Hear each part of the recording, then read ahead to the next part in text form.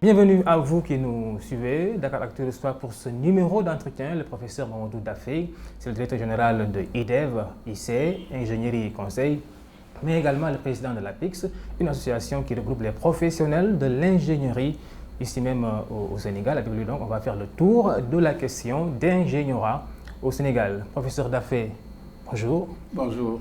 On vous souhaite la bienvenue. Merci beaucoup. Professeur, de manière ramassée, en quelques lignes, pouvez-vous nous présenter un peu IDEV IC? On s'appelait à l'époque Senagrosol Consult.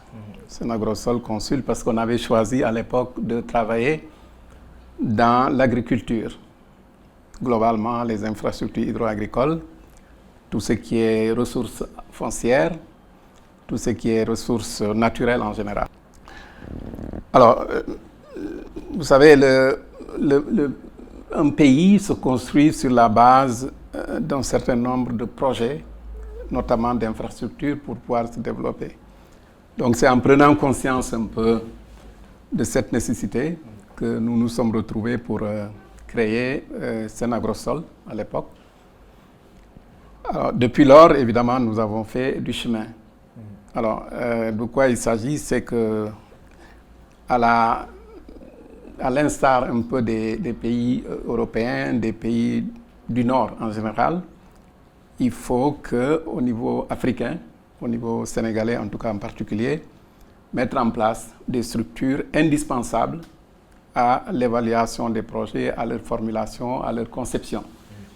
Donc c'est fort de cette nécessité que nous nous sommes retrouvés après ma carrière que j'ai faite par ailleurs, aussi bien dans les études qu'aussi dans la recherche-développement, que j'ai contacté mes deux amis qui étaient aussi des ingénieurs pour mettre en place cette structure. Le prétexte donc de ce face-à-face, c'est l'anniversaire en vue qui va se tenir au mois de février, si j'ai bien dit la date. C'est ça. Alors, la société elle est devenue une belle jeune femme, 30 ans quand même, c'est le bel âge comme on dit. Alors, qu'est-ce qui a été fait, qu'est-ce qui n'a pas encore été fait, qu'est-ce qui reste encore à faire dans le parcours de IDEV IC?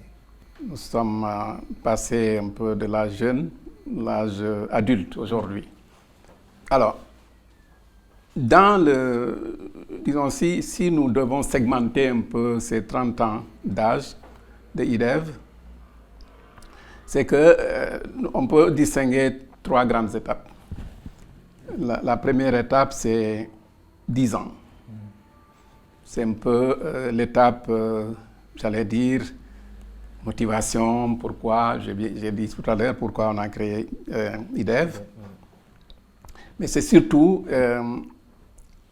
l'étape où il était nécessaire un peu de compléter la cartographie des cabinets existants. Il n'y en avait pas beaucoup.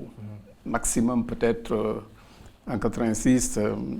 Si vous comptez un peu la société qui était la SONED Afrique. SONED Afrique a été créée par le ministère du Plan à l'époque pour un peu aider le gouvernement à formuler ses projets, à les planifier et à les mettre en œuvre. La SONED Afrique, où personnellement j'ai commencé ma carrière d'ailleurs, a été créée par le ministère du Plan. Donc, en dehors de la SONED, il y avait peut-être 2 ou 3 bureaux qui existaient aujourd'hui, qui étaient de vocation, qui étaient de statut privé. Donc, pour nous, la première étape consistait un peu à compléter, comme je dis, la cartographie des cabinets, parce que le secteur de l'agriculture notamment, il y avait beaucoup de problèmes à ce niveau-là pour la prise en charge des projets relevant de ce secteur-là. Alors, à l'époque, les cabinets n'étaient connus ni des banques,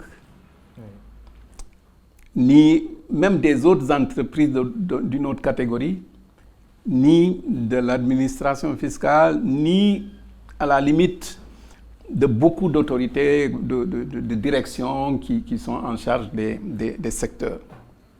Donc c'était un peu, j'allais dire, l'étape de l'apprentissage, de l'ouverture à la communauté sénégalaise pour permettre un peu d'asseoir quelque chose qui permet effectivement d'occuper la place, un peu, comme je dis, compléter la cartographie. C'était un peu l'étape aussi des petites études, parce qu'on ne vous connaît pas, on n'a pas confiance entre eux. Bon, quand vous avez des études propres, c'est des petites études de 5 millions, 6 millions, 7 millions.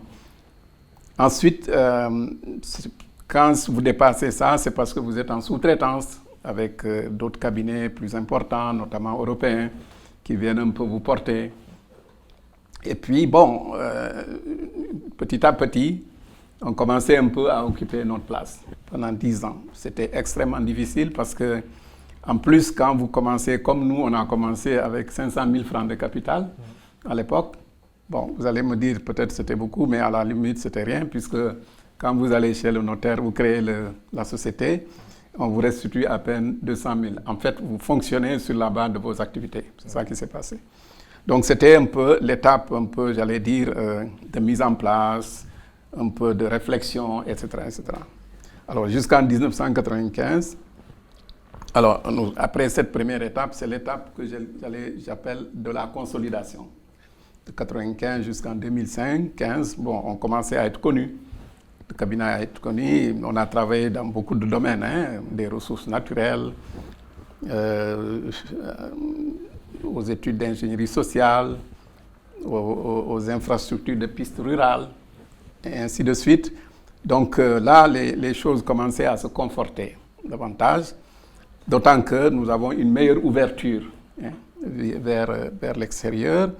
Nous avons une meilleure ouverture vers les autorités, nous avons une meilleure ouverture aussi vers les banques, commencer à nous connaître. Parce qu'à l'époque, dans la première étape, quand vous allez avec une banque, pour même emprunter de l'argent ou bien pour faire une caution, on dit, mais qu'est-ce que vous faites? Est-ce que c'est rentable? On se pose tellement de questions là-dessus.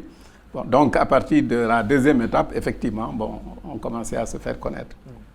C'est ça que j'appelle l'étape de la consolidation par rapport à la situation un peu de l'ingénierie conseil. Alors, après cette première étape, troisième étape, c'est un peu la maturation quand même. On est arrivé à une étape de la maturation où le cabinet était connu parce que jusqu'ici, on s'appelait Senagrosol, hein, jusqu'en 2005, 2007, 2008. Bon, je pense que non seulement moi-même j'étais connu, mais aussi la plupart des collaborateurs qui étaient avec moi. Donc, on s'investissait aussi bien au Sénégal que dans la sous-région, permettant un peu de conduire notre entreprise selon les vocations et la vision qu'on s'est donnée. Vous avez réussi à tisser des relations ici et ailleurs, en fait? Ici et ailleurs. Et, bon, mais nous, notre politique était de nous consolider d'abord à l'intérieur du pays pour pouvoir s'ouvrir à l'extérieur. Comme dirait Senghor, il faut s'enraciner pour pouvoir sortir. Donc, mais nous commençons à travailler dans la sous-région, en Guinée-Bissau, au Mali, en Guinée-Conakry, etc. Mais, alors, ça c'était la troisième phase, c'est la maturation. Bon, on a grandi, on est quand même à l'époque une trentaine quand même d'ingénieurs et de professionnels divers, avec un chiffre d'affaires qui se tournait autour de 300, 400 millions, etc. Voilà, donc durant cette troisième étape, comme je dis, de maturation, on peut la scinder quand même en deux phases. Jusqu'en 1995 jusqu'en 2005. Bon, c'est celle-là que je viens de décrire. De 2005 maintenant à, j'allais dire maintenant. Alors, nous avons quand même élargi notre champ d'investigation. Je disais au départ que c'était l'agriculture. Aujourd'hui, à partir de 2005-2006, on commençait vraiment à toucher les autres secteurs. D'accord. Alors, ces autres secteurs, malheureusement, quand vous vous appelez à l'époque Senagrosol, les gens vous voient en termes d'agriculture. Oui. Voilà. Donc, même quand vous avez parce qu'au fond, l'ingénieur, c'est quoi? C'est celui qui vient produire sa science. Si vous êtes moi, je suis ingénieur agronome. Si tu as un ingénieur génie civil qui a du savoir-faire, qui a ses connaissances, il peut travailler sur les routes.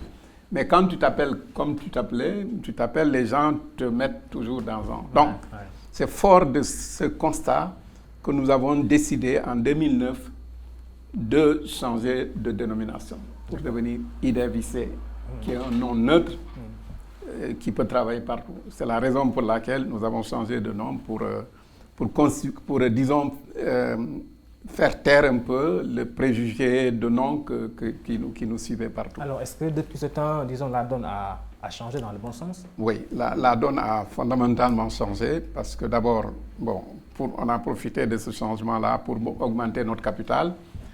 Nous sommes partis, comme j'ai dit au départ, de 500 000, ensuite à 2 750 000, à 3 250 000. Bon, en 2009, nous avons augmenté notre capital à 10 millions. Et à partir de ce moment, nous avons considéré aussi qu'il faut faire participer le personnel dans le capital. Parce que, bon, nous étions 3, nous nous sommes étendus à 5, mais on a considéré que le personnel qui est un peu le producteur de tout ça devrait aussi être intéressé au capital pour davantage être motivé. Donc, on a profité de cette augmentation pour faire participer le personnel au capital. Alors, la place de l'ingénieur au Sénégal, en fait, l'ingénierat, comment se porte-t-il au Sénégal? J'ai l'habitude de dire que nous sommes à mi-chemin entre la recherche et la production. La recherche produit des technologies, les met sur le marché. Nous participons à sa vulgarisation. Parce que pour pouvoir dire, bon, aujourd'hui, on va faire passer de l'eau de tel endroit à tel endroit, il y a une technologie pour ça. Nous sommes chargés, nous, de dire à la recherche de quoi vous disposez pour faire cette technologie-là. Nous dit, voilà la technologie appropriée pour ça. Nous la prenons en charge. Nous la mettons dans une conception globale d'un projet pour pouvoir dire, voilà, cette technologie est plus adaptée parce que les conditions météorologiques, les conditions environnementales sont telles que c'est cette technologie qui est plus adaptée. Bon, on fait la conception de ce projet et dans le cadre global de l'infrastructure, on dessine le plan, on en fait les spécifications techniques et on dit, voilà, l'entreprise doit pouvoir réaliser. Pendant que l'entreprise réalise, nous sommes, appelés à contrôler, parce que la conception est de nous, à superviser et à contrôler le travail. Alors, donc, après ce contrôle, on nous donne aussi le suivi un peu de la réalisation jusqu'à ce qu'on appelle un peu la garantie. Parce que l'ouvrage est garanti pendant une période. Quand c'est cette période de garantie, on la suit avec l'entreprise de manière à ce que quand il y a des dégradations, nous signalons au maître d'ouvrage qu'il y a des dégradations pour que le maître d'ouvrage fasse procéder à des réparations ou quand il n'y en a pas, on libère l'entreprise pendant la période décennale. Vous voyez comment est notre rôle. Oui. Mais je dois dire que ce rôle, malheureusement, en Afrique, n'est pas considéré comme il faut. Absolument. C'est aussi à nous de faire le développement. Bon, on ne peut pas fermer nos frontières, on ne peut pas dire aux autres de ne pas venir, mais on peut nous mettre en compétition avec au moins un minimum de préférence nationale pour permettre un peu à ce que les ressources nationales que nous avons, les ressources humaines que nous avons, puissent valoriser leurs connaissances parce qu'au fond, nous avons été à la même école que ces gens. Bon, certes, ils ont un environnement, nous avons le nôtre, mais il faut que l'autorité en général, celle qui décide, puisse considérer que l'ingénieur africain doit être mis au cœur du développement économique et social du pays. Sans cela, nous serons toujours malheureusement dépendants de la technologie extérieure, de l'expertise extérieure. Et ça, ce n'est pas bon pour un pays. Quand vous prenez les pays asiatiques, ils se sont développés en comptant d'abord non seulement sur leurs ressources autres, ressources minières, ressources, etc., celles qui n'en ont pas vont les chercher à l'extérieur, mais ils se sont surtout développés par rapport à leurs ressources humaines, leurs ressources techniques.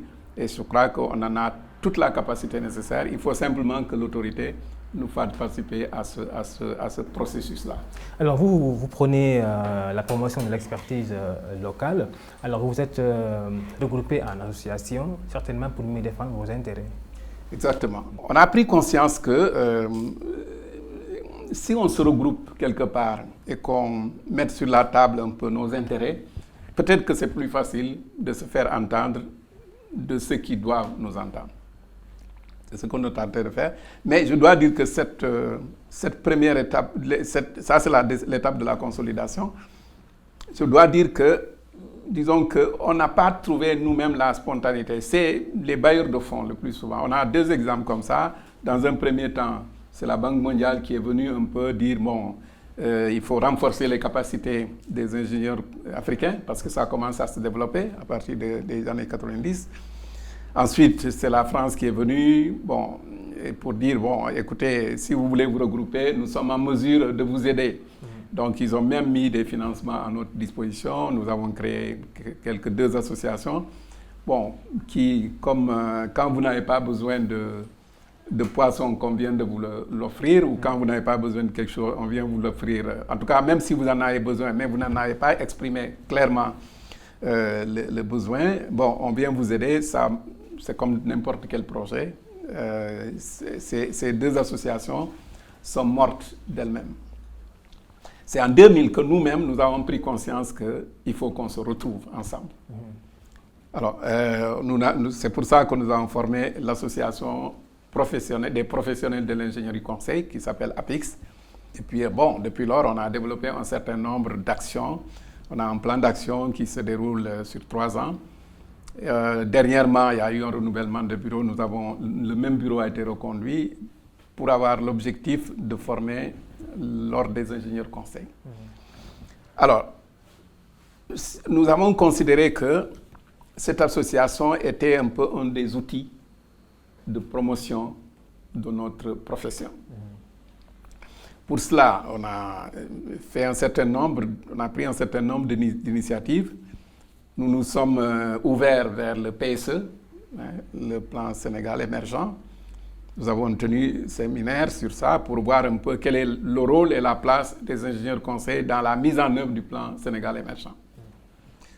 Nous n'avons pas été bien suivis par les autorités sur ce plan-là parce que le forum que nous avons organisé, nous les avons invités, mais ils ne sont pas venus, les autorités concernées. Bon, mais nous avons continué. Ensuite, nous avons organisé un autre séminaire sur le nouveau code des marchés publics et les PPP, le partenariat public-privé. Là aussi, bon, pour nous, c'était une appropriation un peu de ces instruments, un peu de développement. Nous avons tenu ça aussi à Terroubi. Bon, il y a eu ce qu'il y a eu. Bon, on a marché dessus. Bon, jusqu'ici, nous sommes en train un peu de réfléchir, nous, à la manière de nous organiser, de nous prendre en charge, définitivement, en rapport toujours avec l'autorité qu'on a toujours essayé un peu d'intéresser à ce que nous faisons. Ensuite, on a un plan de communication. On a aujourd'hui un site web. Alors, tout ça pour effectivement faire connaître le rôle un peu de l'ingénieur conseil dans le développement économique et social de notre pays. L'APIX aujourd'hui regroupe une trentaine de cabinets, des plus gros, j'allais dire, d'ingénieurs conseil. Certes, nous avons compté environ 200 cabinets. Ils ne sont pas tous des cabinets d'ingénieurs conseil. La plupart, c'est des cabinets d'études tout court ou de conseil. Mais dans le domaine de l'ingénierie conseil, nous regroupons, j'allais dire, les 95% des cabinets qui, effectivement, compétissent contre les cabinets étrangers, vont souvent avec eux, mais qui se portent bien et qui, aujourd'hui, réalisent des chiffres d'affaires qui vont de 1 milliard, selon les cas, à 2 milliards quand même de chiffres d'affaires et qui utilisent environ entre 1000 et 2000 cadres et ingénieurs. Maintenant, la spécificité que nous avons aussi, c'est que peut-être que du point de vue de l'absorption des bacs au moins plus 4 ans, plus 5 ans, c'est le secteur qui embauche le plus. En dehors, je ne parle pas de l'enseignement. D'accord. Et de la recherche, parce que ça aussi, c'est des cadres.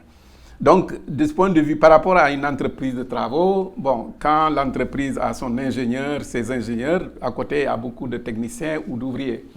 Mais nous travaillons surtout dans la conception. Donc, nous sommes peut-être, ça c'est une information qu'il faut peut-être que l'État le sache, nous sommes peut-être le plus grand employeur en termes de cadre supérieur, parce que nous sommes dans le domaine un peu de la conception. Voilà donc un peu le paysage que nous présentons par rapport à l'ingénierie conseil. Mais nous croyons que si nous mettons demain l'ordre des ingénieurs conseil, bon, puisque ça c'est très normé, nous avons à franchir un nouveau pas, parce que ça c'est dans l'espace UEMOA. que l'UEMOA a demandé à ce que toutes les associations se transforment en ordre des ingénieurs conseils. Alors, votre rôle est, disons, c'est capital, pour ne pas dire primordial. Alors, on parle aujourd'hui du Sénégal émergent. Vous dénoncez un peu le fait que vous ne soyez pas associé dans certains projets et même dans certains voyages du chef de l'État à l'étranger. Alors, aujourd'hui, quelle politique, quel plan de bataille pour que cela puisse changer? Alors, je crois que... Est-ce que l'ordre des ingénieurs, c'est déjà un début pour ce... Bon, je pense que je dois dire que, bon, en partie, il ne faut pas que nous nous dédouanions nous-mêmes par rapport à cette situation de méconnaissance de notre profession. Je crois que nous avons aussi manqué peut-être de vigilance et peut-être d'initiative de communication. Alors, on veut se rattraper sur ça. Mais s'il y a un appel que nous devons lancer, que nous pouvons lancer, c'est à l'endroit notamment de la plus haute autorité. Parce que nous considérons que c'est un ingénieur. Et il fut à des positions d'utilisation aussi d'ingénieur, parce qu'il fut directeur général de Petrosen. J'ai fait une interview dans un des journaux de la place pour dire que depuis son avènement, aujourd'hui l'ingénieur va être mieux considéré parce que simplement nous avons un président de la République qui est ingénieur. Bien, alors il a mis en place le PSE. Le PSE, nous avons voulu nous en approprier. Parce que simplement, nous considérons que nous constituons un maillon important de la mise en œuvre du PSE, s'il doit se mettre en œuvre au Sénégal. Nous avons fait des appels du pied, nous avons vraiment tout fait pour que nous prenions connaissance du document. Nous avons invité l'autorité à venir, celle qui est en charge de ce projet-là, à venir nous accompagner pour une meilleure compréhension, pour qu'il n'y ait pas d'erreur de compréhension du PSE. Malheureusement, bon, ça n'a pas été le cas, je dois l'avouer. Et quand nous avons rencontré, enfin, après le forum, nous avons rencontré le boss, eux-mêmes ont reconnu qu'à l'époque, ils avaient peut-être un problème d'organisation parce que ce n'était pas suffisamment structuré. C'est pour ça qu'ils ne s'étaient pas présentés à notre... et qu'un rattrapage devait être fait. Bon, jusqu'ici, je ne vois pas quel est le rattrapage qui a été fait parce que, en tous les cas, je vois que beaucoup d'autres séminaires et ateliers sont organisés. Mais nous, en tant qu'ingénieurs conseil, on prend très peu de place dans ce processus. Alors, je disais, si je dois lancer un appel aujourd'hui, c'est d'abord que notre place soit confirmée dans le processus et que nous fassions partie des entreprises que l'autorité associe à la réflexion. Parce que, comme je dis, nous devons être au cœur de la réflexion, même dans la production de programmes. En ce sens que nous connaissons le pays, nous connaissons son environnement, nous connaissons ses ressources. Nous sommes à mieux à même un peu d'éclairer un peu le chemin pour permettre un peu, à l'époque, les 10 premières années de l'indépendance, c'est souvent la production, la réflexion est conduite par les étrangers. Bon, ça a donné ce que ça a donné, parce que nous sommes toujours dans le grand sous-développement. Aujourd'hui, bon, je pense que la ressource humaine sénégalaise est suffisamment capable, elle est suffisamment formée, elle est suffisamment outillée pour permettre d'aller à la réflexion avec ou seul, avec les autres ou seul, et de nous associer un peu à cette réflexion, tout comme les autres pays associent leurs ingénieurs conseils à... Alors, nous le demandons au niveau de la coopération. Moi, je ne demande pas qu'on vienne prendre IDEV, je ne demande pas qu'on vienne prendre un autre cabinet, mais la corporation soit associée au travers un peu de ces organes pour permettre effectivement d'aider l'autorité à mieux tenir en compte un peu la réalité que nous connaissons aujourd'hui, parce qu'après 30 ans, après 20 ans, après 10 ans, la réalité est quand même bien cernée par notre profession pour permettre un peu d'aider. Donc, l'appel consiste à dire à l'autorité d'associer davantage et de faire en sorte que ce qui se fait dans ce pays, nous soyons toujours là.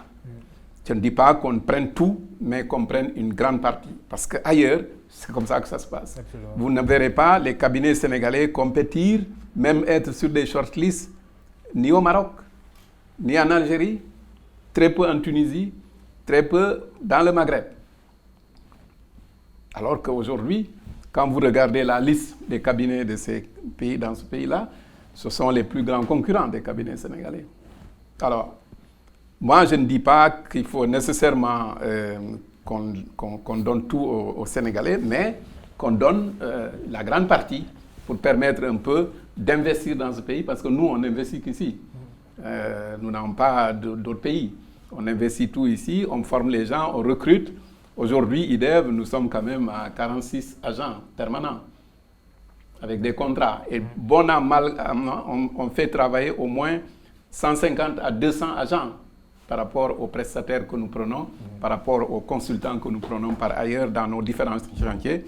Donc, je pense que c'est quand même un capital important à valoriser, à fructifier pour permettre un peu de considérer que dans nos pays, nous sommes en mesure un peu de réfléchir et de nous prendre en charge. On espère que l'appel sera entendu par les autorités. Alors nous, on vous souhaite un bon anniversaire. Merci beaucoup. Et vous donne juste peut-être 1 minute à 2 minutes pour mieux convaincre face à la caméra l'autorité, mieux convaincre, disons, les Sénégalais de l'utilité et même du rôle primordial de l'ingénieur ici même au Sénégal. Alors, je dois d'abord, moi, faire appel à mes